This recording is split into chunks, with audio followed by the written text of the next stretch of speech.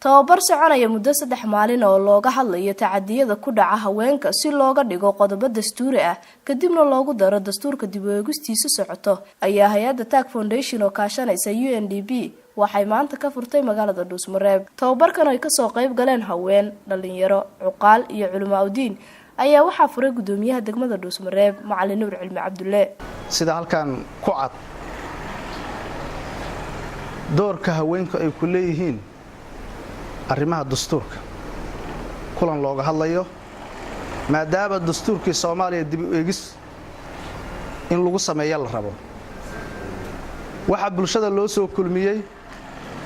haday dhanka culimaadudiinka yihiin haday odayaalka yihiin haday haweenka yihiin in qolo walba ay cadeeyaan doorka haweenku ay ku leeyihiin dastuurka iyo kaalinta ay ka qaadan karaan xafladdu sida ay ku saabsan tahay Faisal Maxamed Mataan oo ka socda hay'adda Tag Foundation ayaa ka warbixiyay ujeedka tababarka.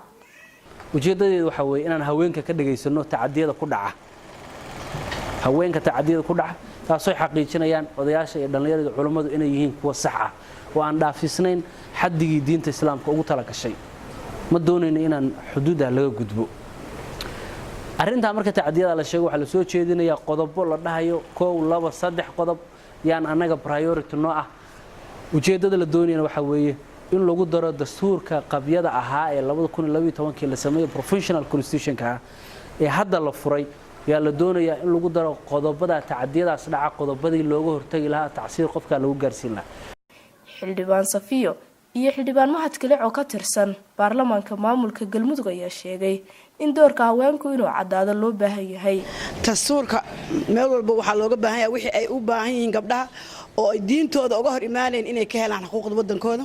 wadankan ay u dhasheen xuquuq ay ku leeyihiin waxba u barteen waxay xaq u leeyihiin inay shaqaystaan waxay xaq u leeyihiin inay wax bartaan waxay xaq u leeyihiin inay wax u helaan marka dastuurka waxaanu leenahay ha tixgeliya gabdhaha oo wax walba ay xuquuq u leeyihiin oo diintooda macaan ayna ka hor imaaneen inuu siiyo gabdhahana waxaanu leenahay ilaahay xuquuqdooda ilaahay baa dhameystiray diinteena ku cadahay dastuurka hadda waxa la sameeyana wixii hadba lagu qoro in loo fuliyo waanu soo dhaweynaynaa ayaguna iswacyigeliyaan midda kaleeto sida loo leeyahay 30% gabdhaha la siiyo sidaas la mid waxaan rabnaa inay hay'adaha iyo injooyada iyo dalka waxa ugu fara badan dhalinyarada 70% waay in ayaguna xuquuq gaar ah loo calaamadiyo. Nafisa Xirsi Maxamuud, Universal TV, Dhuusmareeb.